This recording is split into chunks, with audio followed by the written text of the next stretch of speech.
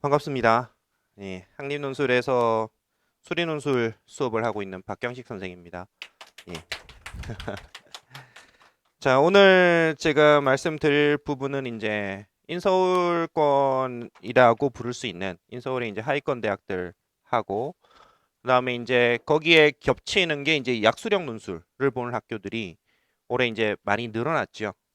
그래서 약술형 논술이라고 명시적으로 되어 있는 학교만 해도 거의 한 7개 정도가 됩니다. 거기에 플러스해서 이제 약술형 논술에 가까운 논술을 보는 데들이 있어요. 그러니까 인서울 하위권 대학들 중에서 약술형 논술이라고 명시가 돼 있지는 않지만 실제로 문제 스타일을 보면은 약간 약술형에 가까운 이런 형태의 학교들이 있어요. 그러니까 그런 학교들까지를 조금 살펴보려고 합니다.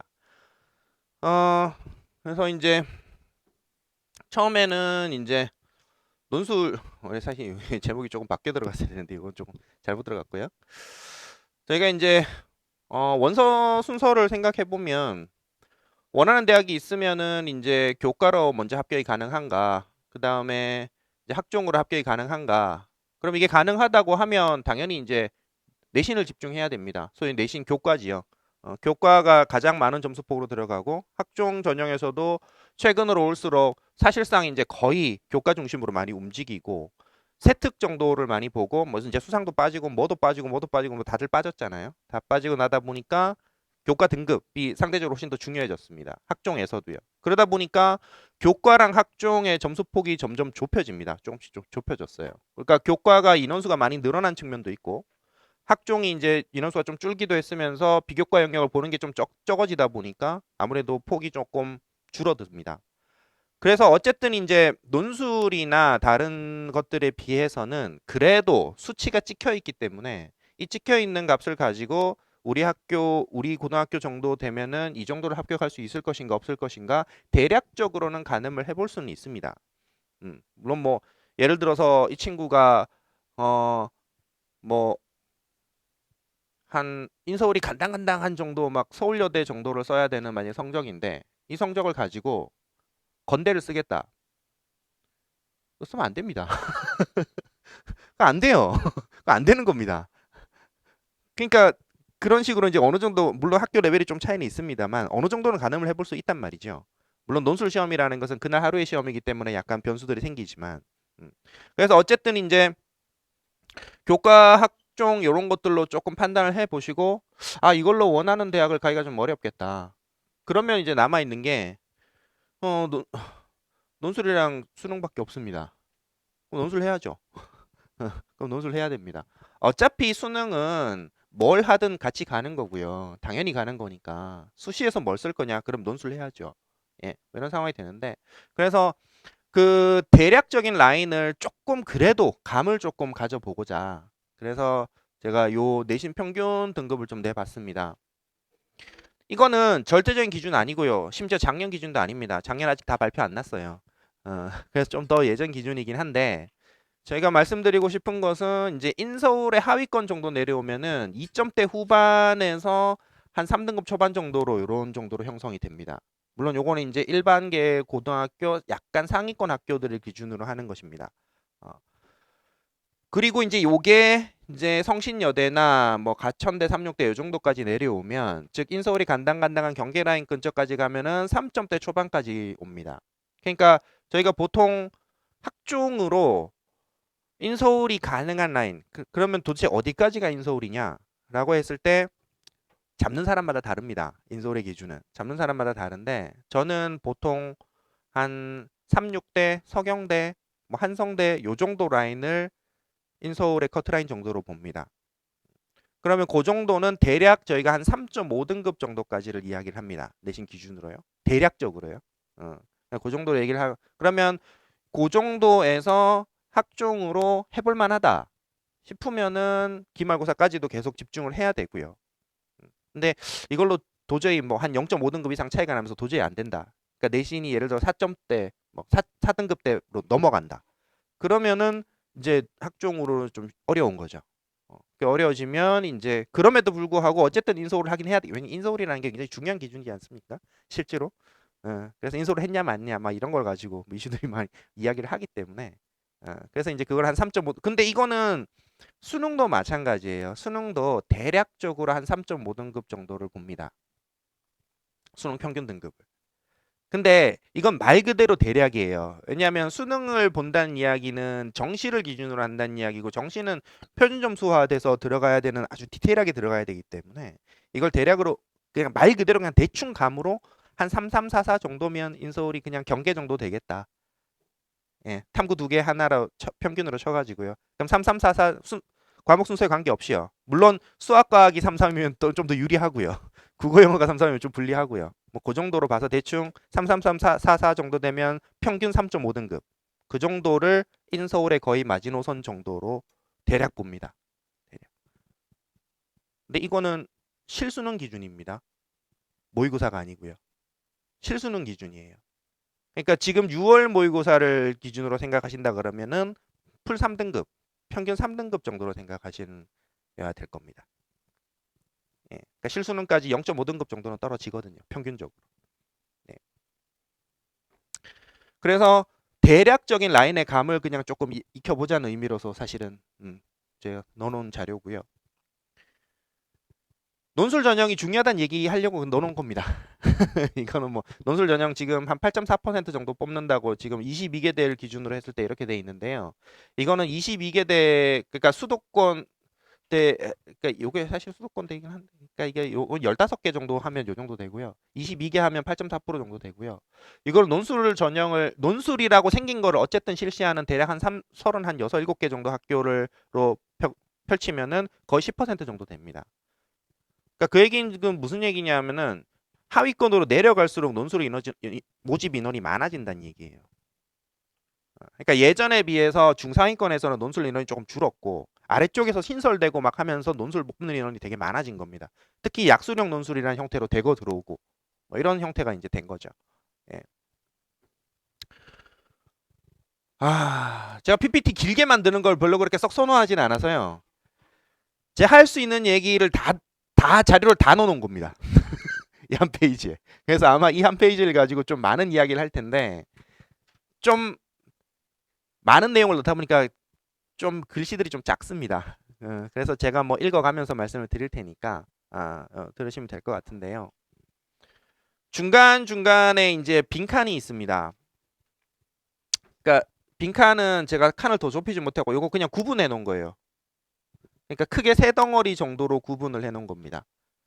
이게 뭐냐 하면은 제일 위에가 명시적으로 우리는 약수령이에요 라고 하는 학교들을 모아 놓은 겁니다. 그게 가천대, 삼육대, 서경대, 수원대, 한신대 이런 정도가 있어요. 그러면 이제 이 동네에서 우리가 보자면은, 우리가 이제 사실 약수령 논술에서 소위 이제 1번 학교 가천대입니다. 이건 뭐 죽었다 깨도 가천대예요. 학교 레벨도 그렇고 뽑는 인원수도 그렇고 거의 목표가 가천대예요. 그러니까 가천대를 제외한 나머지는 곁다리입니다. 사실은 그렇게 볼 수도 있어요. 볼 수도 있는데, 어쨌든 요 학교들은 문제 출제 경향이 어떻게 되느냐 하면은 국어 플러스 수학 형태로 시험을 칩니다. 그러니까 이과이기 때문에 국어를 6개, 수학을 9개. 요게 기본 포맷이고요. 하나씩 줄여서 뭐 국어를 6에서 9, 그러니까 서경대 같은 경우에는 수학 6개로 돼 있긴 합니다만은, 뭐 수원대 같은 경우 국어 5개, 수학 10개.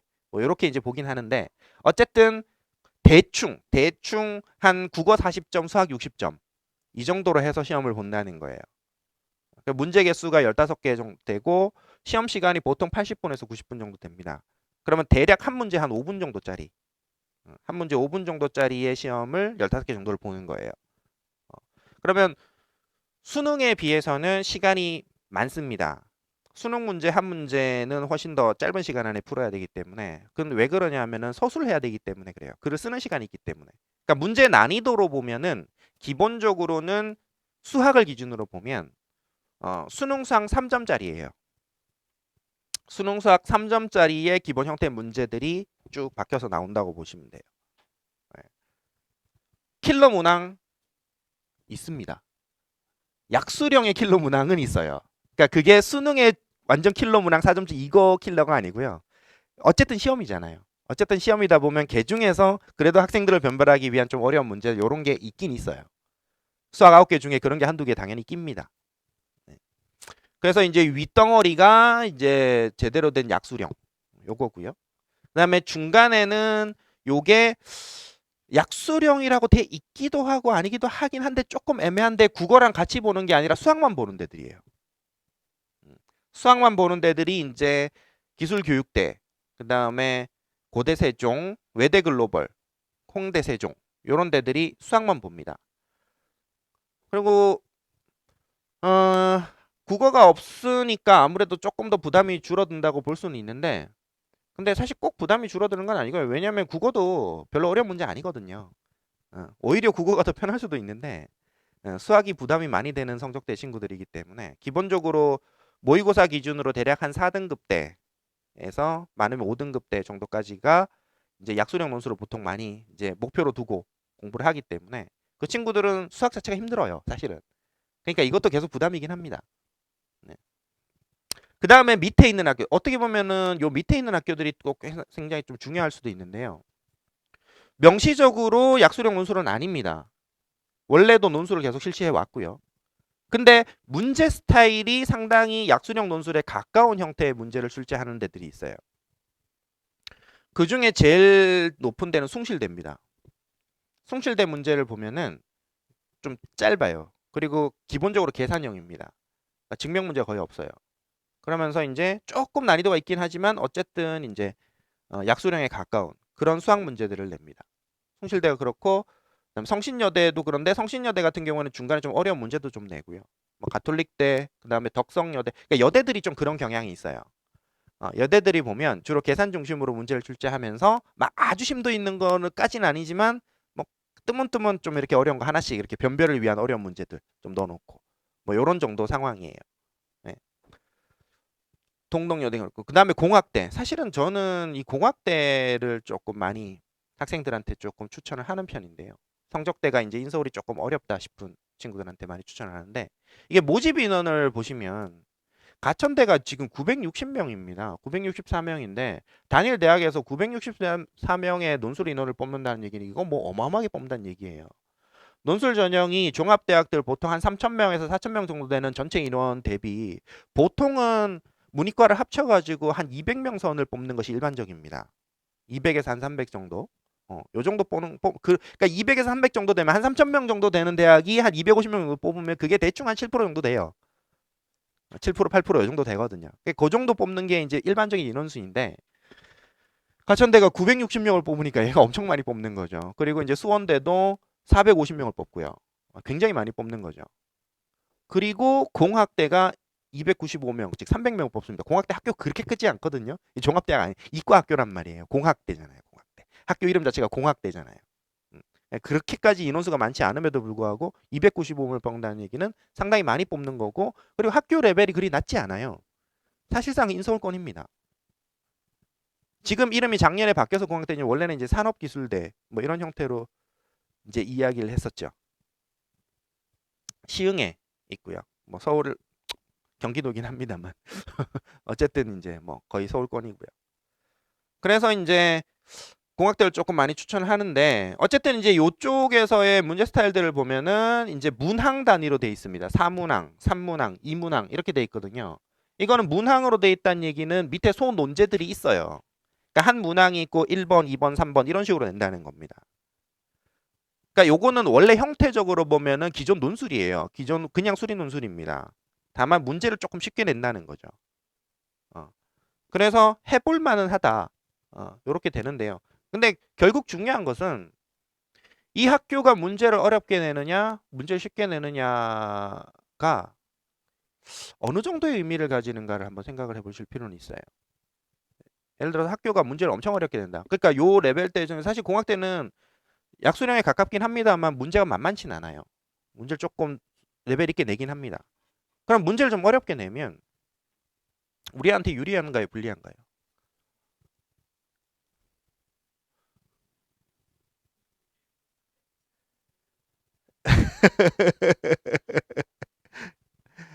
문제가 어렵다 쉽다는 그 자체로는 유불리가 없지요.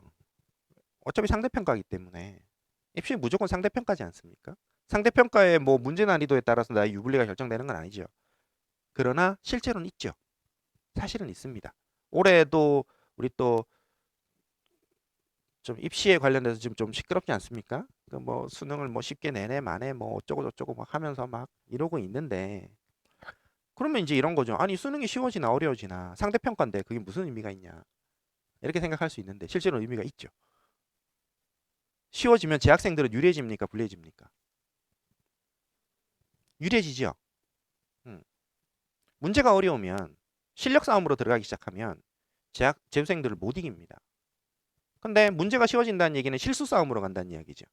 실수 싸움으로 가면은 해볼 만해지는 거죠. 그렇다고 해서 더 유리해지진 않죠. 사실 어떤 기준을 가지고 와도 재학생들이 재수생보다 유리해질 수는 없습니다. 1년을 더 공부했는데 불리해지는 포인트가 있다. 그건 말이 안 되는 거예요.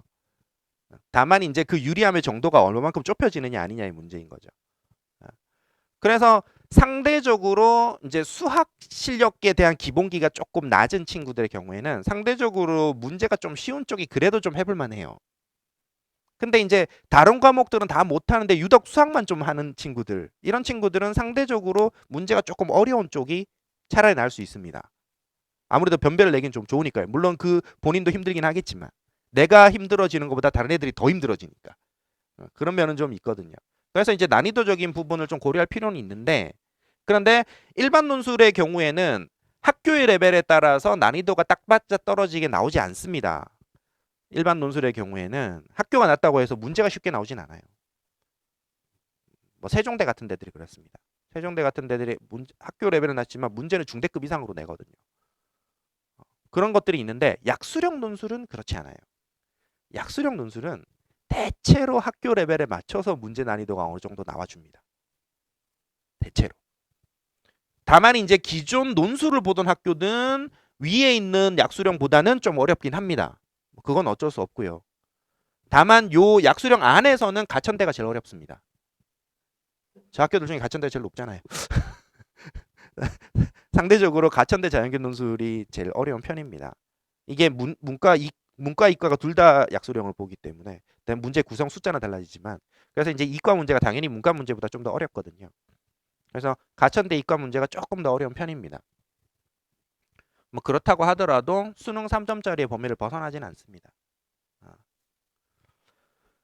자, 어쨌든 그래서 요렇게 놓고 보면은 이제 우리 애가 어떤 성적 분포를 가지고 있느냐를 맞춰 가지고 이제 상대적으로 조금 어려운 것들을 좀 노려볼 수 있고, 아니면 상대적으로 조금 더 쉬운 곳으로 이제 조금 도망을 가기도 해야 되고, 뭐 그런 부분들이 좀 있는데요.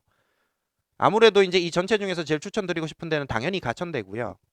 당연히 가천대고, 그 다음에 이제 밑으로 내려오면 이제 기술교육대, 그 다음에 한국공학대, 이런 데들을 좀 추천드리고 싶고, 의외로 빵꾸 나는 약간, 빵꾸라기보다는 의외로 약간 조금 의외성이 있는 게 외대 글로벌.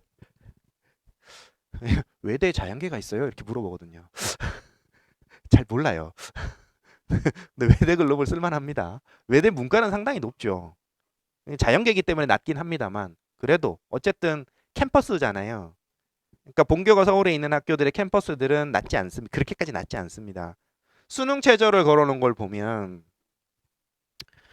고대 세종이 2개 6을 걸었어요.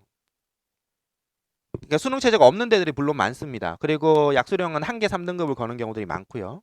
그렇긴 그런데 고대 세종이 약수령을 한다고 하면서 2개 6을 걸어요. 2개 6이면은 세종대급입니다. 그리고 여대들, 성신여대 이런 데들도 다 높아요, 최저가. 학교 레벨이 만만치 않습니다. 예, 그런 부분이 좀 있어요. 그래서 학교 레벨로 보면 사실 고대 세종이 가천대보다 높죠. 그렇긴 한데 제가 강하게 추천드리지 않는 거는 빡세다는 거예요. 학교가 높은 만큼 잘하는 애들이 많거든요. 그러니까 고대 세종 정도가 되면은 사실은 이거를 인서울이 간당간당한데 그래도 어쨌든 인서울권에 이름 뭔가를 달아야 되겠는데 요 정도보다는 조금 더 높아야 돼요, 사실은. 내가 다른 거 해도 인서울을 갈 수는 있겠는데 그래도 고대 이름이니까 지방이어도 한번 가보는 게 낫지 않나? 뭐 이런 걸 생각하는 친구들이 사실은 해야 되는 그런 부분이고요. 그거보다 좀 밑에 이제 홍대 세종이 있는 거고요. 음. 근데 홍대 세종은 한계사라서 요거는 좀 약하게 걸린 거긴 해요. 홍대는 본교랑 세종이 좀 최저 전략을 굉장히 다르게 좀 갖고 가는 것 같아요. 본교는 최저 엄청 세거든요.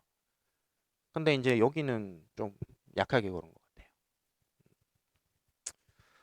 그래서 어쨌든 이제 난이도, 그러니까 여기에서는 문제 난이도를 좀 신경 쓰긴 해야 되겠지만 위쪽에 약술형으로 가버리면은 요거는 그냥 학교 레벨 따라간다 라고 생각하시면 되고, 밑으로 내려오면은 공학대 문제 조금 만만치 않고요.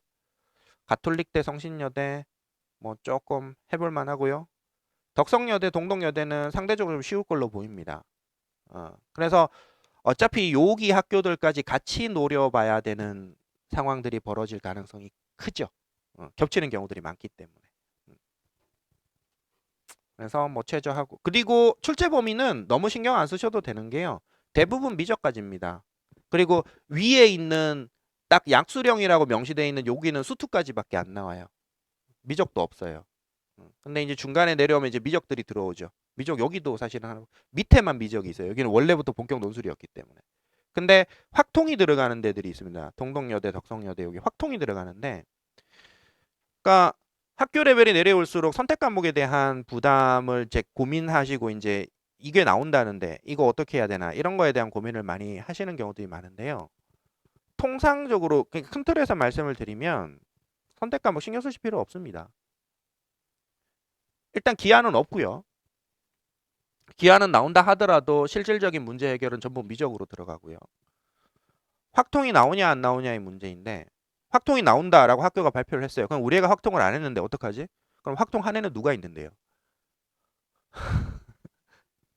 이과 애들 중에서 수학이 3등급, 4등급 허덕허덕 하고 있으면서 확통까지 잘하고 있는 애들이 누가 있어요? 그렇지 않습니까? 그러니까 내가 가지고 있는 우리 아이의 스펙을 생각하면 불안해지시는 거는 당연히 이해가 됩니다만, 조금 더 넓게 폭넓게 생각을 해보시면 우리 애만 불리한 게 아니에요. 다 마찬가지입니다. 이거 다 잘했으면 더 위에가 있어야죠. 다 잘하면 뭐, 그래서 중앙대나 연대가 뭐 그거는 신경 써야죠. 그 걔네는 학통 되게 신경 써야 됩니다. 근데 약수령을 생각하면서는 선택 과목 너무 신경 쓰실 필요 없고요. 다만 이제 기본적인 거는 알고는 있어야죠. 그래서 다른 애들은 다 맞출 수 있는 건데 우리 애만 틀리면 그거는 심대한 타격이 됩니다. 남들이 다 같이 틀리는 거를 내가 같이 틀리면 별로 데미지는 없어요. 근데 남들이 다 할 수 있는 거를 나 혼자 틀리면 굉장히 심대한 타격이 돼요. 그래서 기본적인 내용들은 가지고는 있어야 돼요. 그래서 어느 정도 정리는 합니다. 회차를 많이 뽑진 않고요. 네. 그래서 요 인서울권 논술하고 이제 약수령하고 요런 정도의 어떤 경향성을 가지고 있다.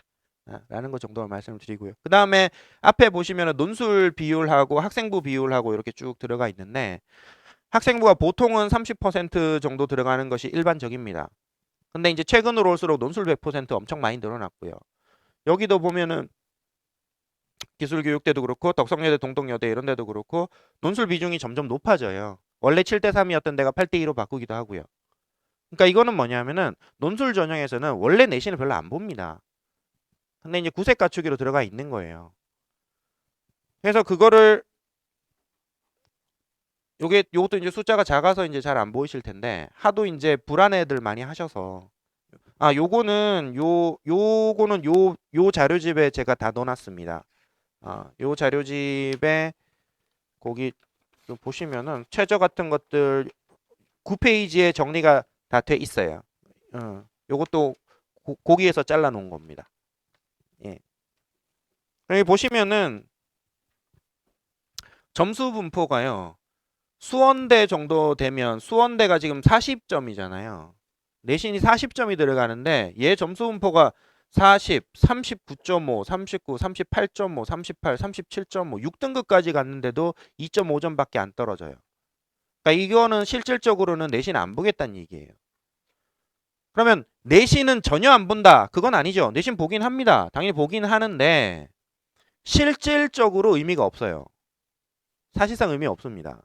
이게 논술 전형의 원래 출발 자체가 특목고 애들 뽑으려고 내신을 무력화시켜 놓은 전형이었어요. 원래 출발 자체가. 그러다 보니까 내신을 그렇게 많이 세분화해서 보지 않습니다. 다만 6등급 밖으로 나가면 좀 많이 떨어지는 부분들이 생겨요. 7등급 정도 밖으로 나가면. 예. 근데 사실 요 학교들은 그나마 그 차이도 그렇게까지 시키진 않아요. 성신여대 정도 되면 여기서 아마 12점 이렇게까지 떨어지죠. 8점 차이. 뭐 8점 차이. 앞에 계속 2점, 4점 이러다가 8점, 8점 이렇게 떨어지고. 요 정도 차이는 생기는데 실질적 의미 없습니다. 논술 전형에서 1등급, 풀 1등급을 가지고 논술을 쓰는 사람은 없습니다. 논술 전형 이 정도 레벨에서 논술 쓰려고 하면 기본적으로 3등급 바깥이잖아요. 거기에서 한 5등급, 많으면 6등급까지도 갈 텐데 8등급, 9등급이란 얘기는 실질적으로 어차피 논술을 할 만큼의 실력이 안 됩니다. 그러니까 수능도 어차피 5등급, 풀 5등급 바깥으로 나가 있을 가능성이 크고요. 그럼 실질적으로 지원하기가 좀 쉽진 않습니다. 그렇게 되면은 결국은 논술 안에서 등급 차이는 많아봐야 2등급이에요. 2등급. 그럼 2개 등급 정도 차이가 나면 2개 등급 차이로 여기 뭐 수원대 1점 차이고요. 여기도 1점 차이. 뭐 0.4점 차이고요. 실질적으로 차이 없습니다. 그러니까 내신은 신경 안 쓰셔도 돼요. 그러니까 수시 전체를 바라보시면서 내신이 중요한 것은 교과 학종은 내신이 중요합니다. 그럼 내신 매달려야 돼요. 근데 교과 학종 쓸 거 아니다. 딱 포기하는 순간 내신은 버려야 됩니다. 내신이 들어가질 않아요. 정시에서도 내신 거의 안 들어가잖아요. 예. 그래서 내신 의미 없다라는 말씀을 내가 강조드리면서 늘 설명할 때마다 이 표를 보여드립니다. 학교에서 발표한 자료니까요. 예. 자, 그 다음에 수리논술 문항들이 어떻게 구성되어 있는지를 조금 배경을 말씀드리려고 하는데요. 일단은 첫 번째 계산형입니다.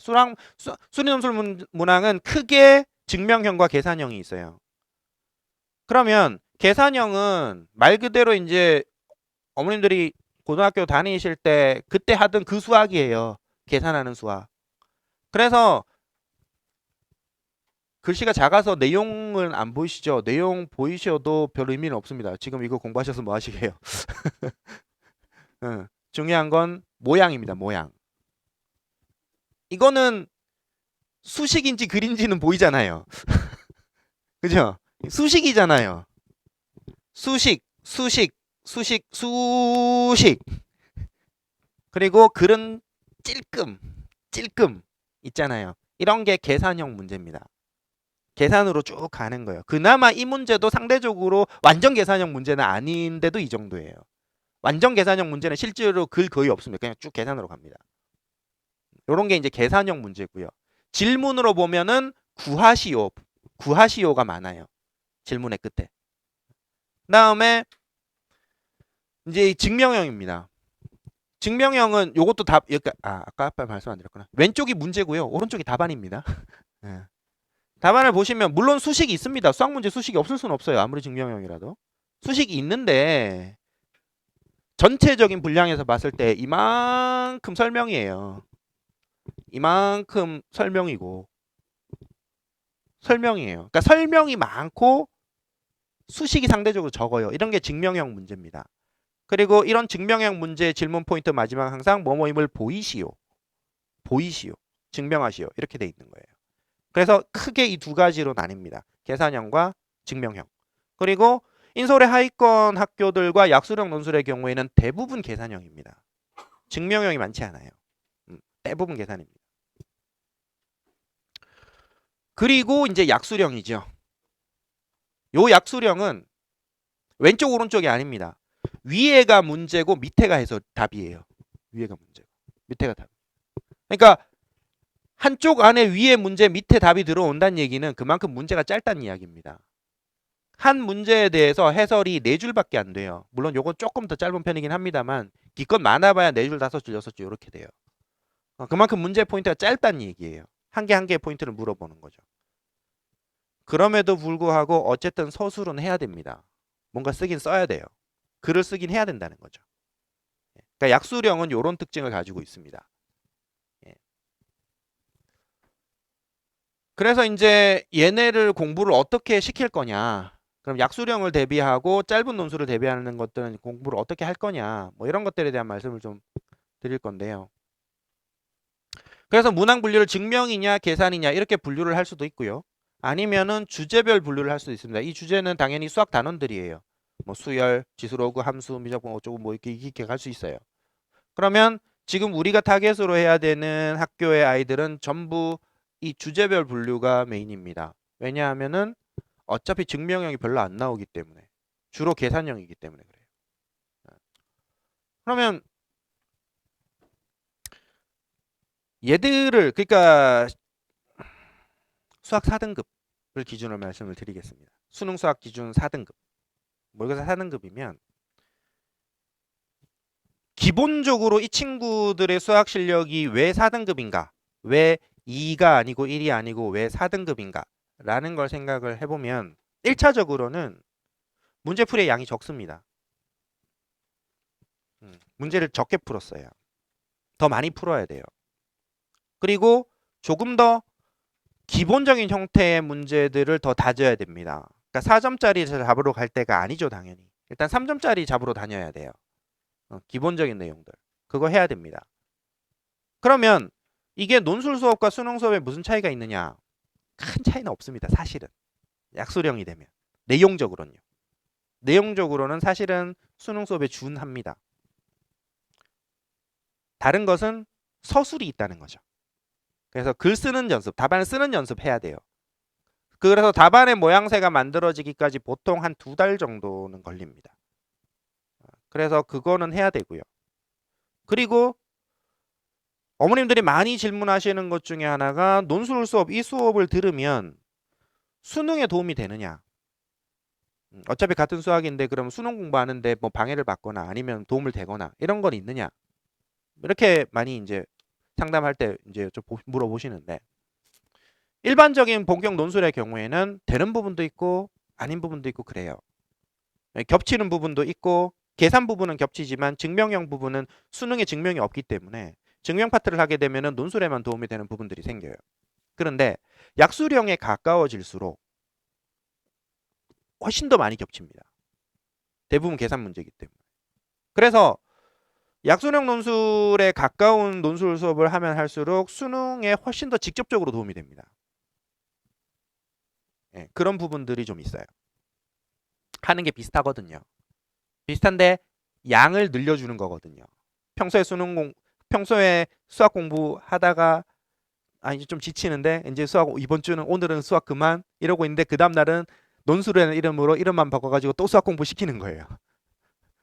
사실 약간 그런 성격이 좀 있습니다. 그래서 수학에 대한 양을 좀 늘려주는 의미가 좀 강해요. 그러니까 양으로 커버할 수 있는 영역을 저희가 보통 한 3등급 정도까지 봅니다. 그러니까 효율이 좀 나쁜 방식을 가지고 있다 하더라도 학습 방식의 효율이 좀 떨어진다 하더라도 양을 많이 치면 어쨌든 3등급까지는 간다는 거예요. 반대로 얘기를 하자면 3등급이 안 나온다는 얘기는 양이 부족하다는 얘기예요. 그래서 그 양을 좀 더 확보해 줄 필요가 있습니다. 그리고 내용적인 면에서 약수령 논술로 가면 갈수록 문제가 약간 정형화되는 부분들이 있습니다. 그러니까 수능 문제는 문제 개수가 이제 많으니까 주로 나오는 유형이라는 것이 덩어리 단위로 생겨요. 그러니까 한 60점까지는 주로 많이 봤던 유형. 근데 한 40점 정도는 조금 새로운 문제 유형. 뭐 이런 식으로 이제 나눠질 수가 있는데 그게 약수령 논술에서는 훨씬 더 직접적으로 문제 유형의 단위까지 들어옵니다. 예를 들어서 극한을 이용한 다항함수 찾기. 모양도 뭐 x-1분의 fx-f1 생겨있는 미분 형태로 주어지는 다항함수 함수 찾기. 딱 그 문제 스타일로 여러 학교에서 빠바바바 바뀌어 있어요. 그 다음에 3차 함수 미분해가지고 그래프 개형 그리는 거 빠바바바바 바뀌어 있어요. 그러니까 문제가 정형화되는 정도가 약수령 논술이 더 심합니다. 오히려. 그런 부분이 좀 있어요. 그래서 집중적으로 대비한다는 측면에서 오히려 수능 수학보다 더 좋은 면이 있어요. 논술 수업이. 어쨌든 논술 시험을 위해서니까 논술 수업이 더 필요한 부분이기도 하죠. 예. 그러니까 아니 어차피 수능이랑 논술이랑 약수령 논술이 비슷한 문제로 나오면 그냥 수능 공부만 잘해도 어차피 그거 다 대비되는 거 아니냐. 맞습니다. 맞아요. 예. 맞습니다. 수능 잘하면 약수령 논술은 저절로 대비됩니다. 수능 수학이 2등급 나오잖아요. 약수령 수학 하라는 얘기 안 합니다. 진짜로요. 걔들 할 필요 없어요. 걔들은 그냥 시험 치기 전에 한 일주일 전에 기출 문제 한 2세트 풀어보고 들어가면 됩니다. 그냥. 문제는 4등급 이하예요. 4등급 밑으로 내려가면 얘네는 해야 됩니다. 왜냐하면 수능 수학에서 하고 있던 그거를 못 따라가서 좀 허덕이는 부분들이 있거든요. 그러니까 얘들이 접선의 방정식을 그거라 그러면은 3등급 이상에서 접선의 방정식이 당연히 1도 아닙니다. 그거는 뭐 식 쓰는 것도 아니고 그러니까 당연히 그냥 식을 쓰면서 가요. 식 한 줄 쓰는 게 뭐 2초도 3초도 안 걸려요. 근데 그거를 하염없이 보면서 고민하고 있습니다. 아, 접선의 방정식 뭐였더라? 너무나 기본적인 내용인데 그런 경우들이 많다는 거죠. 그러니까 그런 친구들한테는 양을 더 많이 늘려줘야 된다. 라는 거고요. 그리고 4등급 학생들한테서 나타나는 위에서 좀 덜 나타나는 밑에서 나타나는 좀 안타까운 문제가 뭐냐면은 자기가 식을 맞게 써놓고 고민하고 있어요. 이게 되게 지금 안타까운 겁니다. 그 문제를 풀기 위한 식을 맞게 썼어요. 근데 그 뒤로 진도가 안 나가요. 그러니까 그걸 못 풀어서 못 써서 고민하고 있으면은 그럴 수 있는데 그다음 뭐 또 고민해가면서 할 수 있는데 분명 맞게 썼는데 거기서 그다음이 안 넘어가요. 왜 그러냐면 맞게 써놓고도 자신이 없는 거예요. 이게 맞는지. 그런 부분들이 있거든요. 그럴 때는 어쨌든 여기서 네가 할 수 있는 만큼 계속 나가봐. 이걸 해야 되는데 그걸 나가질 못해요. 왜냐하면 자기는 맞다고 생각했는데 틀려본 경험이 너무 많은 거예요. 애들이 자기는 분명히 맞다고 생각하고 풀었는데 나중에 보니까 여기서 이거 태어나고 여기서 이거 태어나고 너 이거 잘못했어 이거 잘못했어 잘못했다는 지적을 너무 많이 받은 거예요. 문제집에서. 문제집에서 너무 그 지적을 많이 받 그러니까 계속 불안한 거죠. 앞으로 나가기. 그래서 그런 것들을 이제 첨삭을 하면서 계속 그러니까 멘탈 관리를 해줘야 돼요. 첨삭하면서 너 이거 잘못한 거 아니야. 이대로 계속 나가봐. 나가봐. 여기서 좀 더 가봐. 더 가봐. 이걸 계속 푸시를 해줘야 되거든요. 그래서 수리논술 수업에서 첨삭의 의미가 사실 그런 부분들이 강합니다. 그러니까 특히나 요 성적대 애들은 단순히 글을 잘 쓰는 것 이게 포인트가 아니에요. 그러니까 옆에서 계속 뭔가 멘탈적으로 뭔가 계속 푸시를 해줘야 돼요. 네, 그런 부분들에 조금 더 포인트를 맞춘다. 라는 부분. 예, 그거를 좀 말씀드리려는 거였고요. 그래서 수련술 수업에서 당연히 수학 실력 키워야 되고 논술 해결력 키워야 되고 답안 작성법 해야죠. 이게 크게 이제 3대 축인데 요 중에서 이제 상대적으로 이제 수학 실력 부분과 답안 작성법이 더 중요해지고요. 논술 해결력은 상대적으로는 조금 떨어집니다. 다른 일반 논술에 비해서. 다른 일반 논술은 논술 해결력이 제일 중요합니다. 왜냐하면 증명형 해결해야 되거든요. 근데 얘들은 증명형이 별로 안 나오고 그러니까 여기 증명형 논제 적응력이 여기 중요한 핵심으로 들어와 있거든요. 근데 요게 조금 떨어져요. 그러니까 상대적으로 수학 실력을 키우는 게 기본 개념, 기본 공식 증명 여기에 더 포인트를 맞춰야 돼요. 그리고 이제 답안 쓰는 거. 요거에 이제 포인팅을 더 둡니다. 그래서 이제 제가 수업을 할 때는 뭐 기본적인 포맷은 대충 비슷합니다. 문제 풀고 답안 작성하죠. 당연히 그렇게 하고 그다음에 주제 이제 설명 해제하고요. 그리고 매회 모의고사 하면서 아 얘가 실력이 어느 정도 되고 있나 이런 거 파악하고요. 음. 그 다음에 이제 두려움을 좀 낮춰야 된다라는 부분이 있어요. 그러니까 요게 뭐냐면 사실 요것도 굉장히 중요한 부분입니다. 그러니까 문제에 대한 두려움이 너무 커요, 애들이. 그러니까 정말로 자기가 너무너무 많이 봤던 문제가 아니면은 다 주저합니다. 손이 안 나가요. 그런 부분들이 있어요. 그래서 조금 어색한 형태의 모양, 약간 좀 특이한 형태의 모양이 나오더라도 막상 풀어보면은 되게 쉬운 문제 생각보다 되게 많거든요. 그런 문제를 그러면 이제 맨날 풀이하고 나면 애들이 허탈해하죠. 아, 이거였어. 나는 왜 그렇게 고민을 한 거지? 뭐 이러고 있는 거죠. 그래서 이제 이런 것들을 네가 문제가 좀 어려워 보여도 막상 해보면 별거 아니야. 차근차근 따라가. 그러니까 차근차근 따라가는 게 중요해. 그걸 계속 이제 그래서 두려움을 조금 낮춰주는 방향으로 이거를 조금 신경을 많이 쓰는 편입니다. 증명 문제에서는 더더욱이나 그렇고요. 그리고 추가 과정을 최소화시키는 부분인데 요거는 그러니까 심플하게 말씀드리면은 그냥 숙제 별로 안 낸다는 얘기입니다. 저는 숙제를 많이 내진 않아요. 왜냐하면은 어차피 이게 또 추가적인 과정으로 하는 부분이기도 하고 어쨌든 입시에서 중요한 것은 일단은 수능이죠. 논술과 수능 중에 뭐가 중요하냐? 당연히 수능이 훨씬 중요하죠. 그래서 수능 공부를 할 수 있는 시간, 해야 되는 시간을 많이 빼들려고 하진 않습니다. 다만 이제 숙제가 없진 않고요. 그래서 수업 때 했던 문제를 그 다음 시간까지 다시 써오는 숙제는 항상 있습니다. 그거 하면은 대충 한 1시간 정도 걸리거든요. 그러니까 숙제는 그 정도로 끝. 거기서 뭐 특별히 뭐 논술 준비를 뭐 일주일에 6시간, 7시간씩 해라 뭐 이렇게까지 시키진 않는다는 거예요. 예. 요건 성공 사례인데 요건 약간 좀 더 상위권 학교 중심으로 되어 있어서 그러니까 요거는 뭐 경희대니까 요건 빼고요. 경희대 이대는 빼고 요 친구가 이제 풀 5등급 받았었는데요. 실수능에서 얘 친구가 과기대 갔거든요. 서울과기대를 갔는데 좀 되게 답답한 친구였는데 답답한 게 이게 말을 안 해서 답답한 친구였거든요. 그러니까 머리가 나빠서 답답한 게 아니고요. 그러니까 말을 안 해요. 6월 달에도 너 등급 뭐 얼마 나왔니? 그러니까 채점을 안 했대요. 야, 그래도 채점을 좀 해봐야 되지 않냐? 이러니까 채점 안 했어요. 그러고 있는 거예요. 근데 굉장히 열심히 하긴 했어요. 이 친구가. 딱 앉는 자리가 쪽 큰 강의실에서 딱 문 있는 조 위치였어요. 저 정도 위치. 조 위치에서 애들 보통 한 타임 끝나고 나면 막 다 쓰러지거든요. 그런 거 없고 계속 공부하고 되게 열심히 하는 친구였는데 풀 5등급 나왔는데 과기대 뭐 이런 성공 사례도 있고 이 친구는 수능에서 54437 이렇게 나왔는데 얘가 결국은 성신여대를 갔어요. 성신여대 바이오 신약을 갔는데 이게 학과가 낮지 않거든요. 이 친구도 이제 굉장히 성공 사례죠. 그러니까 평소 수학이 계속 4등급이었어요. 2학년 때부터 시작해서 3월, 6월, 9월 실수능까지 계속 4등급이었어요. 계속 4등급이라는 얘기는 잘한 겁니다. 뭘 잘한 거냐면은 9월까지 4등급이었는데 실수능이 5가 안 나오고 4가 나왔다는 거예요. 그럼 나는 열심히 잘한 겁니다. 네. 그랬는데 이 친구가 4등급을 가지고 성신여대를 합격을 했어요. 이 친구는 저한테 논술도 굉장히 오래 했었거든요. 이런 친구들도 있고.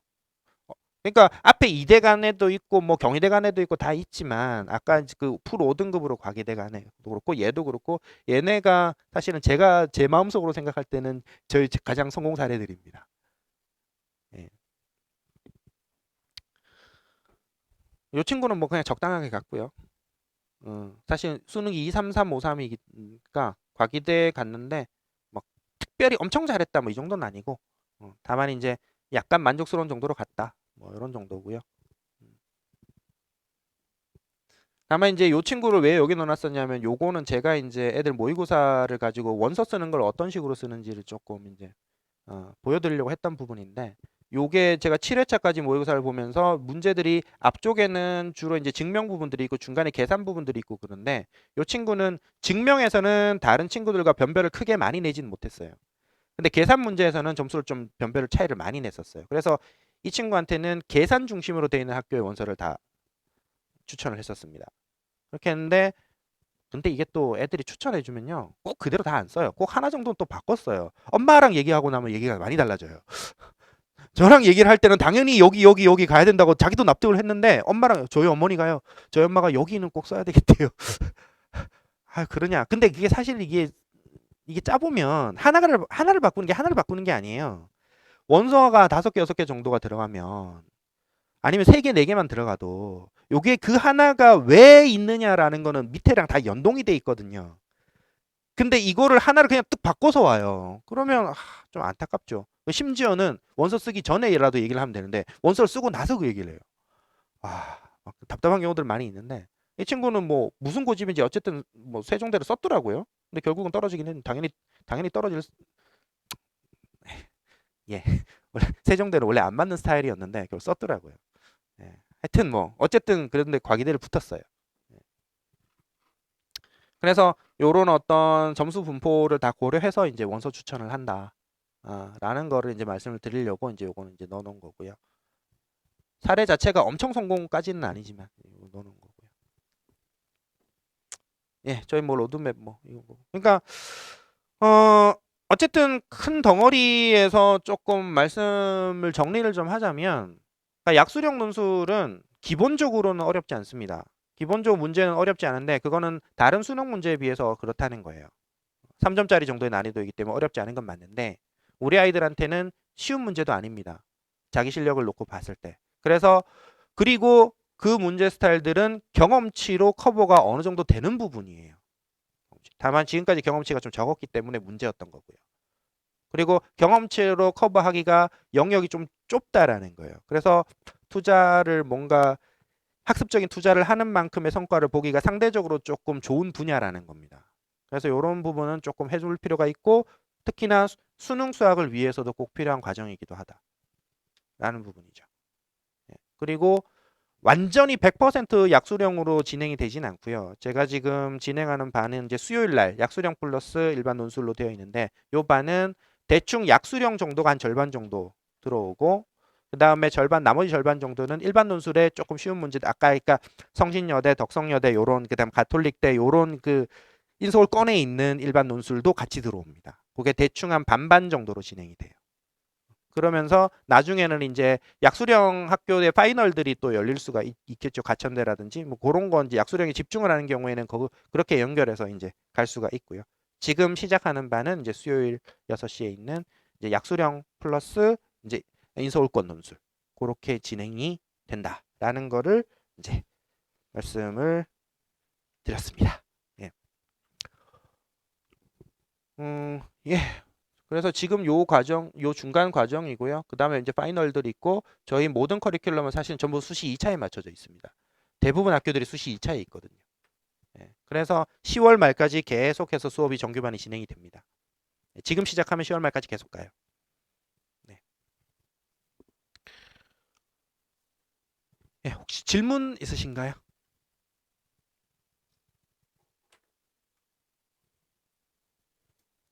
예. 그럼 요 정도면 제가 말씀드릴 거는 다 말씀을 드린 것 같습니다.